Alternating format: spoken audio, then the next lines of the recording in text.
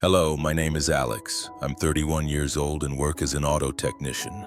Nothing fancy, just brakes, oil changes, and check engine lights.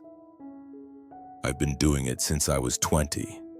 I used to live closer to the city, but after my divorce last year, I needed a new beginning. So I purchased a little peaceful house in a suburban neighborhood a few hours away. It's not much, but it is mine. I did not come here looking for anything. No new friends and definitely no new relationships. I just wanted calm, tranquility, and somewhere to sleep at night without feeling as if the walls were watching me. The neighborhood seems to be fine. Older people, largely young families here and there. Nobody truly waved, but no one scowled. That was sufficient for me. I saw her a few days after I had moved in. She resided in the house just next to mine. Brown hair, tied up white t-shirt pants, and carrying a supermarket cart up the driveway with 3 full bags. She appeared fatigued, but not in a lazy way, more like someone who did too much on her own. I didn't want to appear strange, but it felt awful just watching her struggle. So I approached and said, "Do you need a hand?" She stared at me a little astonished, but not cold. Sure, that would be fantastic. That was the first time I spoke to Sophia. We took the bags inside, and I noted that there were no other vehicles in the driveway, only hers. The house was tidy and peaceful, too quiet. She stated that her son was in school and that she worked from home as a freelance editor. I didn't inquire. I simply handed her the last bag, wiped my hands on my trousers, and stated, "Well, if you ever need anything, I'm right next door." She cocked her head slightly and gave a half smile. Then she said it. "I could use a husband." She didn't laugh, despite the fact that it was a casual line. She did not even grin after that. She simply looked at me, not flirtatious, not mockingly, simply dead serious. It was as if the words had come out before she could stop them, and they were now hanging there. I wasn't sure what to say, so I chuckled awkwardly and nodded. I'll keep that in mind," I said, really slick. She finally grinned and replied, "I'm just kidding." But her eyes did not entirely agree. I returned to my place and shut the door. And that's when it struck me, the weight of the moment. I stood in my kitchen believing it was a prank, right? I knew nothing about her, not even her surname. But I couldn't stop reliving that moment in my mind. The way she put it, the way she looked at me. Later, it wasn't like throwing a line at a stranger, more like someone admitting something they wish they hadn't said aloud. That night, I was unable to sleep. Every time I closed my eyes, I saw hers, that look. I hadn't planned on getting connected with anyone, especially not my neighbor. That's the sort of stuff that becomes messy. However, there was something about that moment that I couldn't shake. I suppose some people call it curiosity, some could call it fate. I sensed something had started that day, even if I wasn't sure what. The day after that little exchange, I tried to remain calm. I just kept to myself, worked in the garage, tightened a few bolts that did not require tightening, but every time I stepped outdoors, I caught myself looking across at her house. Maybe she'll be out there again. Maybe she'll say something else that knocks the wind out of me. She did not that day, anyhow. The following day, however, I noticed her watering the front yard. Same white t-shirt, but tucked into some vintage denim shorts, sunglasses on. She waved. I waved back, and that was all.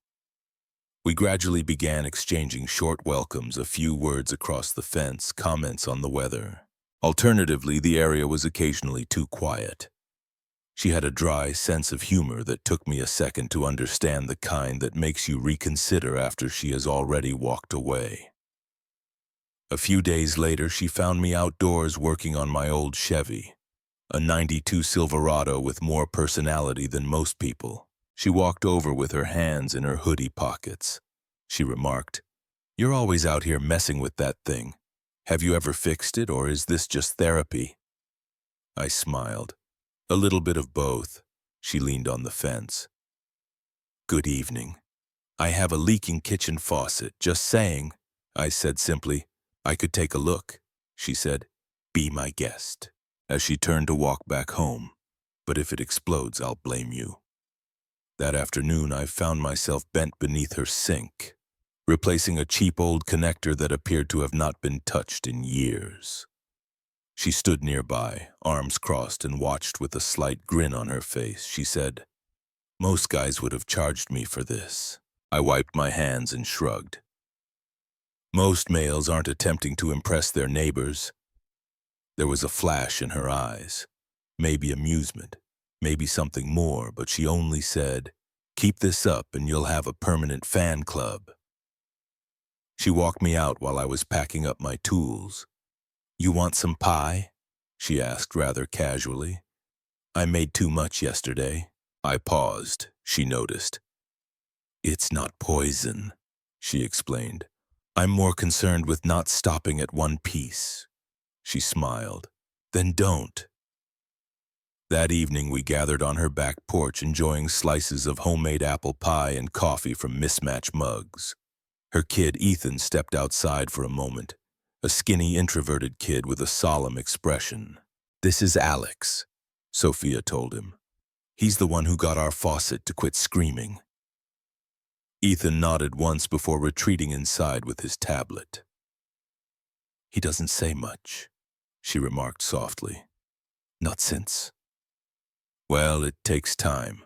I didn't ask. It didn't feel like my place. However, the quiet conveyed enough information. These tiny moments persisted for several weeks. She would drop leftovers on my porch. If I was already mowing my lawn, I'd offer to mow hers as well. We began talking over the fence as if it were usual, as if this was just what the neighbors did, but something else was growing beneath it all. One evening, as I sat on my front porch waiting for my beer, I heard her screen door crack. She sat on her steps, too. The fence that separates us is hardly 10 yards away. There was no word during the first few minutes, only the sound of cicadas and automobiles in the distance. Then unexpectedly she said, You don't seem like most men I've met. I looked over. Is that a good or a negative thing? She smirked as she continued to consider her options, brought her legs up to her chest, and continued quieter this time. Most men speak too much, especially when they don't have anything to say. We sat silently after that, but it was not awkward. It was something else, something pleasant. Several days later, I met her son again. He was sitting on the porch with a small remote control car that wouldn't start. I asked if I might look, and he handed it to me without saying a word. It took around 5 minutes to fix. All that was required were fresh batteries and reseating the motor connector. Thank you, he muttered gently, not meeting my gaze. Sophia was standing in the doorway watching. When I looked up at her, she replied, Thank you. I just nodded. Later that night, I sat alone in my garage trying to figure it all out. I was not doing anything unusual, not really. However, for the first time in a long time, I did not feel as if I was floating. These tiny gestures, pie, RC vehicles, silent looks over a fence, they were beginning to feel like something solid. I was not falling in love, not yet. But I was sliding into something, and a part of me that had been broken and buried began to awaken. Thanksgiving arrived sooner than I thought. The stores were filled. Everyone was stringing lights and plastic pumpkins. Neighbors I had never seen before were suddenly out in their yards putting up decorations. We waved as if we had been friends for years. Sophia and I had not chatted much that week, not in a negative way. Life had gotten busy. I assumed she had her own plans for the holidays. Perhaps some family members would visit. I didn't ask. Around 7:00 a.m., I observed her automobile move away. Ethan sat in the passenger seat. She did not wave this time. She did not even look my way, just drove off. I spent the day doing nothing. I did not go home to my parents. I hadn't spoken to them much since the divorce. I heated up a frozen dinner, watched a football game that I did not care about, tried not to focus on how empty the house felt. By 8 o'clock p.m., I noticed her car was back in the driveway, but her porch light was turned off. Curtains pulled, no trace of Ethan, no movement. Something felt off. The next day I saw her outside for the first time since. She was dragging the trash can to the curb, hoodie on, hair up, face pale. I walked over gently. "You okay?" I asked. She looked up. Her eyes were red and puffy, no makeup, no front. "I'm all right," she said, but her voice broke on the second word. I did not push, just stood there for a second, watching her breathe as if each inhale required effort. "Do you want some coffee?" she asked after a pause. "Sure." We sat around the kitchen table. It was pristine, too immaculate. It seemed like someone had wiped it down a dozen times out of agitation. Ethan wasn't present. She said that he was spending the weekend at a friend's house. "I don't typically talk about this," she explained, grasping her mug, "but yesterday marked the anniversary." I waited. I understood what she meant before she said it. "My husband died 3 years ago on Thanksgiving." I said nothing, just nodded. She went on. "It was sudden, a cardiac attack. He was 30. There was no warning, no build-up. We were only folding laundry for a moment, then he was on the floor." She fixed her gaze on the coffee. She made no eye contact with me while speaking. "I have a visit the cemetery every year. Take Ethan with me. We light candles. Most of the time I sit in my car, simply be quiet. I remain still. I did not try to provide pity or platitudes. I just let the silence stretch as if I were holding room for her."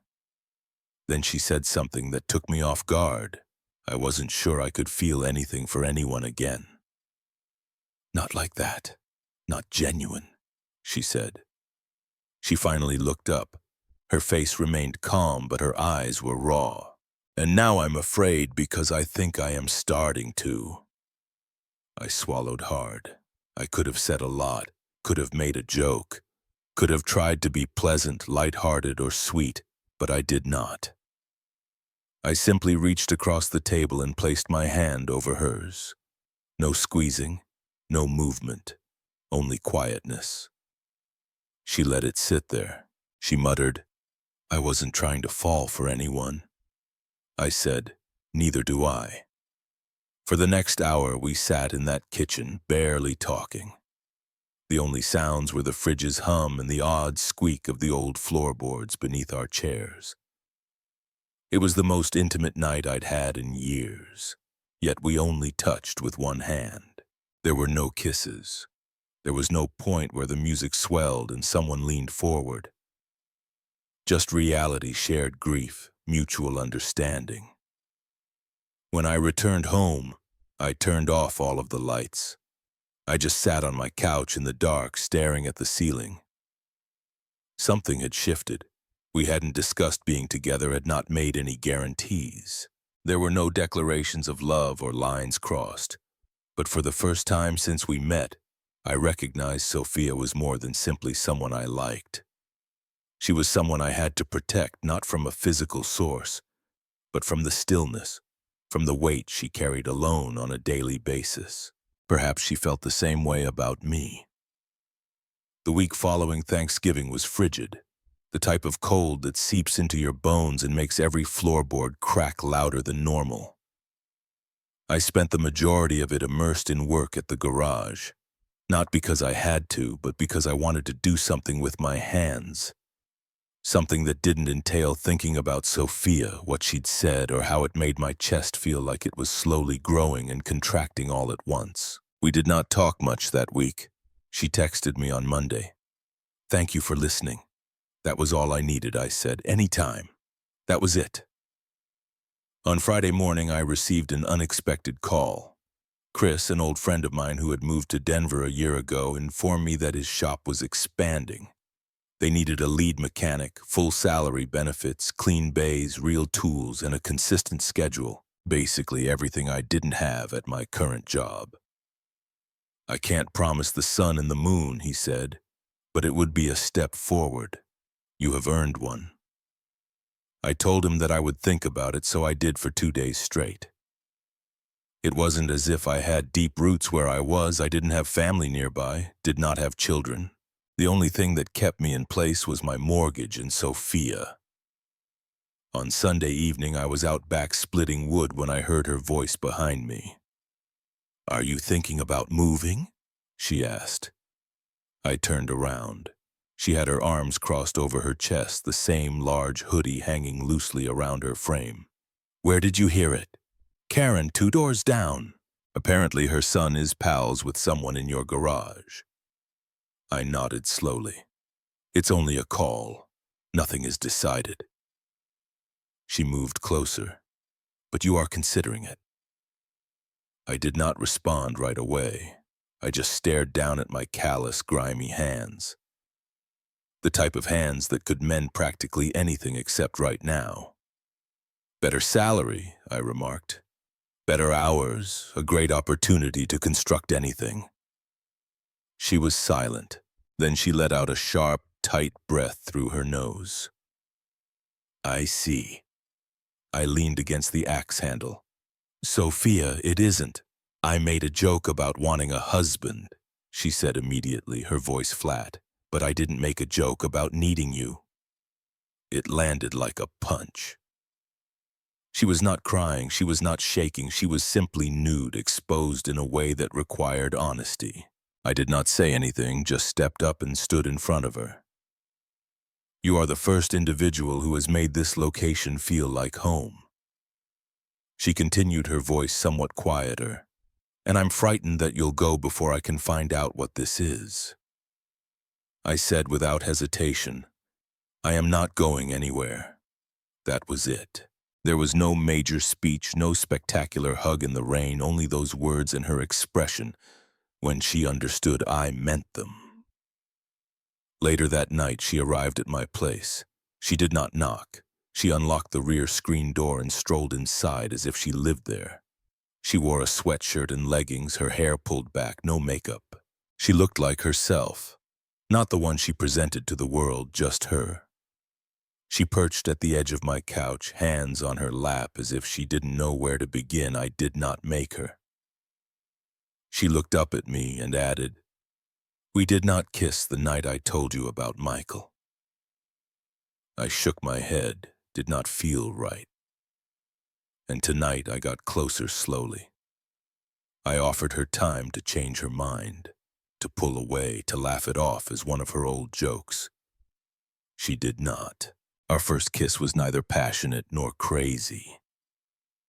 It was not the kind of thing they wrote songs about. It was gentle, hesitant. Imagine 2 people learning a language together for the first time, afraid of mispronouncing a single word. We just stayed there, her head resting on my shoulder, my arm around her. The television was on, but neither of us was watching. She didn't spend the night. That was not what it was about. It was not lust. It was trust.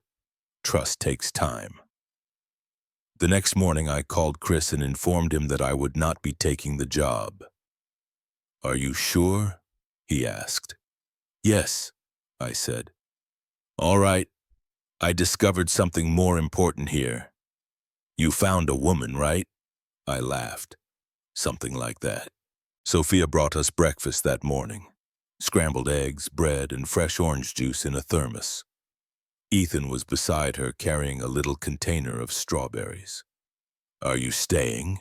he inquired gently. "Yes, bud, I am staying." He handed me the container and nodded as if the transaction was complete. We did not label anything after that. There were no huge conversations about us, but we both knew something had altered again. Only this time it seemed permanent, a year after. It's interesting how quickly that sounds when spoken aloud. But when you live life day by day, breath by breath, it feels like everything altered gradually, like if water were molding stone. Sophia and I had settled into a routine by spring. I'd still get up before sunrise, drink my coffee on the back steps, and watch the sun crawl over the rooftops. Some mornings she'd join me, robed tight hair, tangled barely awake, and sit in silence until Ethan awoke.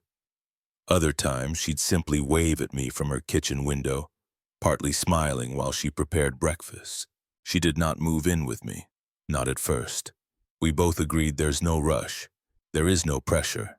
However, things changed gradually. A toothbrush in my bathroom, her favorite tea in my cabinet, a basket of Ethan's socks beside my laundry. Then one Saturday morning in July, she stated it as if it were the most normal thing in the world. "Do you mind if we remain here tonight, all of us?" That was the first night they slept together under my roof. They never left after that. Ethan and I discovered our own rhythm. We didn't force anything. I was not aiming to replace anyone. However, when Sophia became unable to edit until late, I began picking him up from school. I took him to the garage for a few Saturdays simply to hang around together. We constructed a tool set, nothing fancy, just wood screws and some paint. He put his name on the side in crooked black letters and informed me that it was official. One night in September, he asked if he could still call me Alex, but if it was acceptable, he might start calling me Dad occasionally as well. I couldn't speak for more than a second. Then I answered, "I would be honored." Sophia grieved quietly in the kitchen that night, attempting to hide behind a dish towel. She was not deceiving anyone. By the holidays, the three of us had reached a level of tranquility. I never expected no drama, no major revelations, just peace, that deep, rare sense of calm that only comes when you stop trying to be someone else and start allowing yourself to be loved. And then on the anniversary of our first meeting, the day she said that silly, lovely line, we were sitting on the front porch. Sophia had her feet up on a railing holding a mug. Ethan was inside making a Lego monster that he planned to show us later. The air was cold and silent, one of those evenings that doesn't require anything. She rested her head on my shoulder, so almost quietly she asked, "Do you still think it was a joke?" I gazed at her. The same expression, the same king gaze, but it's softer now. Like if time has chipped away the harsh edges and left something warmer behind. "No," I replied, "not for 1 second." She grinned as she gazed down into her mug. It felt like a joke when I said it, but a part of me did mean it. I nodded. "I understand." So I did. Later that year, we discussed getting married. Not a large wedding. This is not a luxury event. Just the three of us, perhaps my sister or her brother, standing in the park where Ethan started to ride his bike. But we weren't rushing. We'd already built the difficult pieces: trust, honesty, patience. Everything else was merely adornment. People always talk about love as if it were pyrotechnics. It has to be a massive event filled with music, pandemonium, and emotion that fires through your chest. But I've discovered it's quieter than that. It's a hand on your back when you're exhausted. A note on the counter that states lunch is in the refrigerator. A child who begins calling you Dad when he doesn't have to. A neighbor who once told a joke and then looked you in the eyes as if she meant every word. It is ordinary and it is everything. She made a joke. She threw out that line like it was nothing. It turned out to be the beginning of my entire existence, and I would not change a thing about it. The story of Alex and Sophia offers a profound life lesson. Love and connection can emerge unexpectedly, often in the quiet, ordinary moments that seem insignificant at first. Alex, seeking solitude after a divorce, wasn't looking for romance. Yet, a simple offer to help Sophia with groceries sparked a bond that grew through small, authentic gestures: fixing a faucet, sharing pie, mending a toy car. These acts, rooted in kindness and presence, show that love doesn't always arrive with grand gestures. It builds slowly in shared silences and mutual understanding.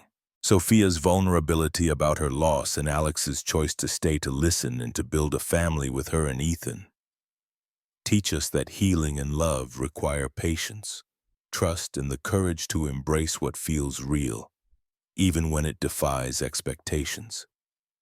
Their journey reminds us to stay open to life's surprises, to see the beauty in the everyday, and to cherish those who make us feel at home.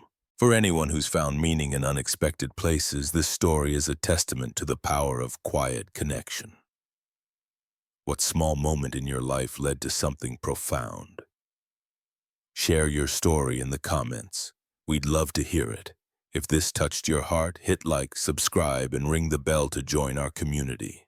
Let's keep exploring the beauty of life's unexpected gifts together.